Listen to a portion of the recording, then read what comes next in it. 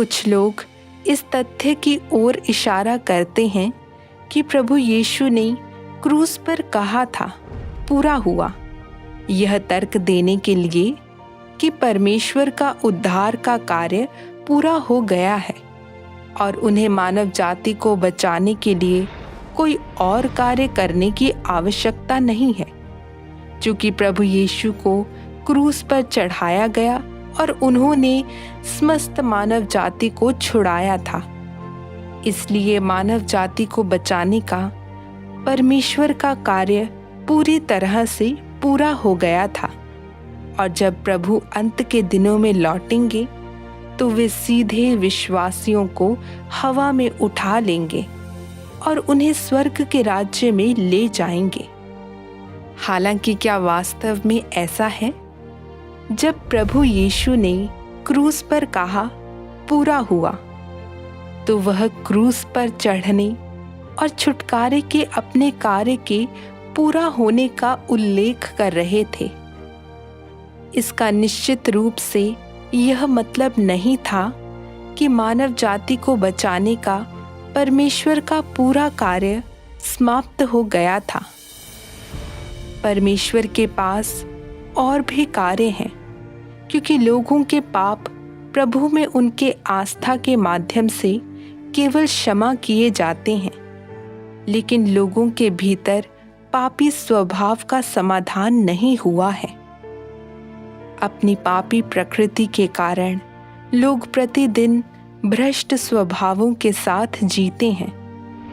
वे अक्सर खुद को अनजाने में झूठ बोलते, प्रसिद्धि पाने की होड़ में ईर्ष्या पालते हुए पाते, विवादों में उलझे और अहंकार और आत्मतुष्टता के साथ काम करते हुए पाते हैं।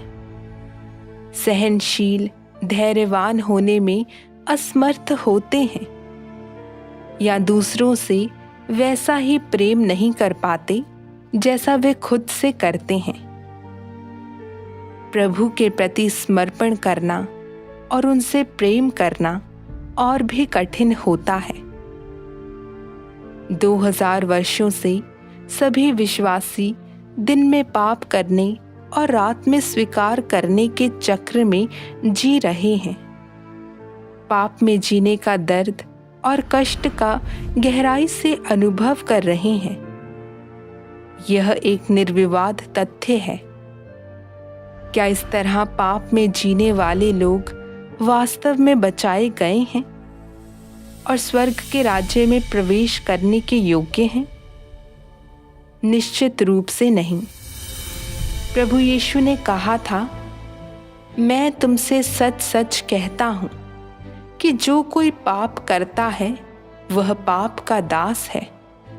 दास सदा घर में नहीं रहता, पुत्र सदा रहता है।